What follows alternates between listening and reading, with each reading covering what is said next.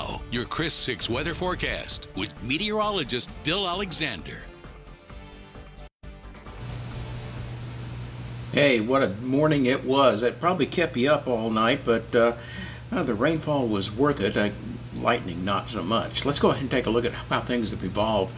Look at your live weather bug camera at Rockport at the Maritime Museum, where you've got 82 degrees under fair skies and east-southeast wind.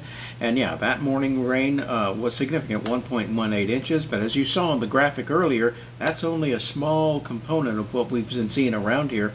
In fact, over 2¼ inches fell officially at Corpus Christi International, but it finally made it up to 85 degrees after that morning low of 66, and the peak wind gust with those thunderstorms 44 miles an hour officially. Now let's take a look at the big picture here. This is your water vapor loop, and it shows a couple of things. That clearing line moving off well east of us now, but also new thunderstorms developing out in the mountains of Mexico. Now, the big difference, well, these thunderstorms are driven by upslope flow and terrain. The mountainous areas themselves cause these thunderstorms. So after they move off of the mountains, then they dissipate.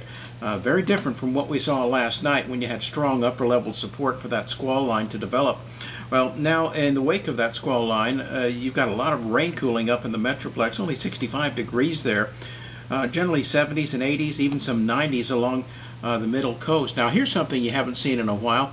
Take a look at this. We have a tropical depression, TD number 1, off the Florida coast. Now that's likely to become a tropical storm in the next 12 to 18 hours, and then it'll move up parallel the coast, even a tropical storm watch now for the Outer Banks of the Carolinas.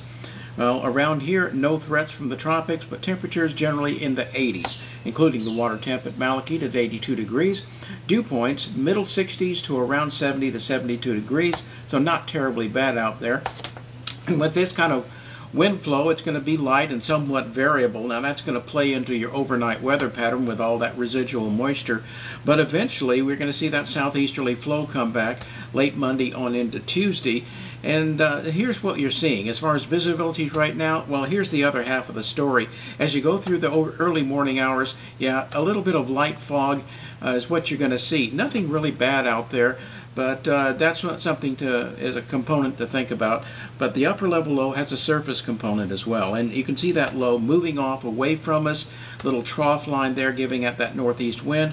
The next front to come down will dissipate as it moves into our areas. So no impact on our weather pattern of any significance. Disturbance moves out of range, already has, and then a ridge sets up here by midweek, and it shifts off to the east. So by Friday we start to see an isolated shower or two, and that continues through your Saturday.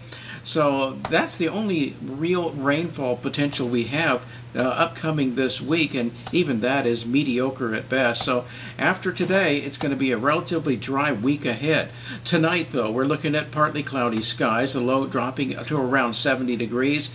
With that northeast wind prevailing, it'll be very light, and then that'll allow a warm up to the upper 80s tomorrow. In fact, we're going to be quite warm each and every afternoon, upper 80s to around 90, with isolated showers coming back Friday and Saturday. Paulo? All right, Bill, we'll have to plan for a steamy one tomorrow.